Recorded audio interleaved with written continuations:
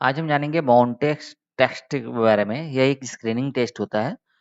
तो एक्चुअली जो Mantoux test होता है, this is also known as the tuberculosis skin test (TSC) and is diagnostic tool used to the detection of latent or active tuberculosis TB infection.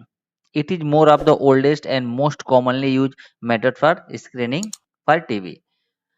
ये जो test होता है हम करते क्या है इसको टीबी स्क्रीनिंग के लिए हम करते हैं। और जैसे यहाँ पे आप देख सकते हैं, जब भी किसी को लगता है कि उसको टीबी हो चुका है तो उसके लिए डॉक्टर रिकमेंड करता है कि आपको ये एक टीबी माउंटेज टेस्ट आपको कराना चाहिए, जो कि स्क्रीनिंग होता है।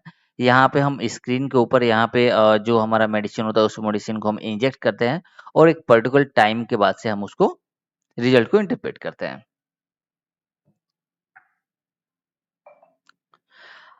ये काम कैसे करता है? Injection of tuberculosis A small amount of purified protein derivative, जो कि पीपीटी होता है, and which is the component of the TB bacteria. जो ये इंजेक्शन जो यहाँ पर लगाया जा रहा है, जो पीपीटी लगाया जाए, वो टीबी के बैक्टीरिया होते हैं जो कि इंजेक्ट किया जाता है हमारी स्किन के सबसे ऊपरी लेयर पे। यहाँ पर देख सकते हैं सबसे ऊपरी लेयर पे स्किन किया जाता है और यूजुअली ये 4 एम पे किया जाता है। और करने के बाद से कुछ टाइम तक हम इसको वेट करते हैं। तो इसको रिजल्ट हम कैसे इंटरप्रेट करते हैं? ऑब्जर्वेशन के लिए हमें 48 टू 72 हावर्स तक इस इंजेक्शन को हमें रखना पड़ता है एग्जामिनेशन के लिए। और जो लैब प्रोफेशनल होते हैं या जो डॉक्टर होते हैं वो उसको रिजल्ट को इंटरप्रेट करते हैं। इंटरप्रेट करने का तरीका क्या होता है ये हम देख लेते हैं। जब भी आप रिजल्ट को इंटरप्रेट करोगे तो अगर पॉजिटिव रिजल्ट आता है तो कैसे पता करोगे? If A rash hard area जहाँ पे हम इंजेक्ट को लगाए हुए हैं साइड पे, वहां पर हम देख सकते हैं टीबी इन्फेक्शन हो सकता है। कैसे?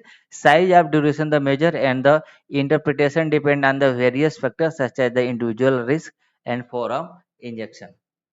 उसके पहले मैं आपको बता दूं कि जो यहाँ पे हम ये फोवार्म पे जो यहाँ पे हम लगाते हैं इंजेक्शन, इस एरिया को हम यहाँ पे ऐसे मार्क कर देते हैं। यहाँ पे डेट और टाइमिंग मेंशन कर देते हैं और ये देखते हैं कि ये जहाँ पे ये इंजेक्शन लगा है उसके आसपास कोई रेडनेस आया है कि नहीं, कोई दाने दाने दिखाई दे रहा है कि नहीं दिखाई दे रहा है।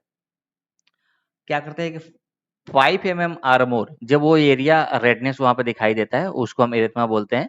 वहाँ पे हम अगर पॉजिटिव आया तो individual high risk of TB such as the those mean HIV हो सकता है या recently contact of TB cases या दोस्त चेस्ट एक्सरे फाइंडिंग जिसकी वजह से शायद उसको टीबी का प्रायर हो सकता है। अगर 5 एमएम या अगर उससे ज्यादा अगर आता है तो 10 mm और उससे ज़्यादा तो considering positive if individual more moderate risk such as the recent immigration and the continuously high TB presentation। अगर 5 mm से अगर ज़्यादा आता है तो हो सकता है, और 15 mm से ज़्यादा अगर आता है तो उसको इंडिविजुअल हाई रिस्क माना जाता है कि इसको पॉजिटिव हो गया है। लेकिन अगर 5 mm से कम अगर आता है वो एरिया तो उसको हम नेगेटिव बोल सकते हैं।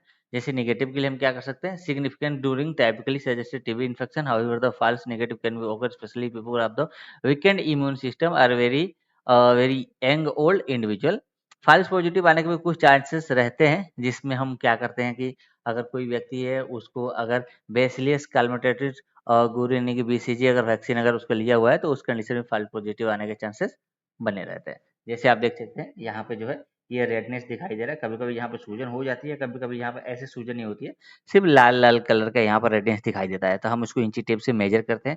जितने भी ये एरिया होता है इस एरिया को हम मेजर करते हैं कि ये कितने एरिया का ड्यूरेशन हुआ है और उस ड्यूरेशन को हम देखते हैं कितना एमएम तक है। अगर 5 एमएम से कम ये ड्यूरेशन है तो नेगेटिव है, 5 से 10 के बीच में है तो रिस्क है, लेकिन 10 से ऊपर है तो फुल पॉजिटिव और बहुत ज़्यादा रिस्क इसको हम मानते हैं। इसके एडवांटेज क्या होते हैं कि ये widely the established test for the long history of the TB screening.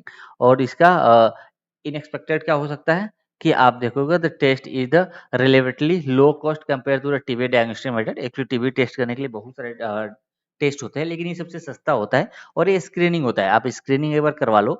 Screening में आपको क्या होता है, अगर डिटेक्ट होता है कि टीबी है तो आपको फर्दर टेस्ट कराने की जरूरत पड़ती है, नहीं तो अदरवाइज अगर ये स्क्रीनिंग टेस्ट अगर नेगेटिव है तो फिर आपको आगे टेस्ट कराने की ज़रूरत नहीं है, क्योंकि बाकी के टीबी के टेस्ट करवाओगे जैसे टीबी गोल्ड आप करवाते हो तो वो महँगे टेस्ट पड़ते हैं, उसके लिए चार्जेस आपको ज़्यादा पे करना पड़ सकता है।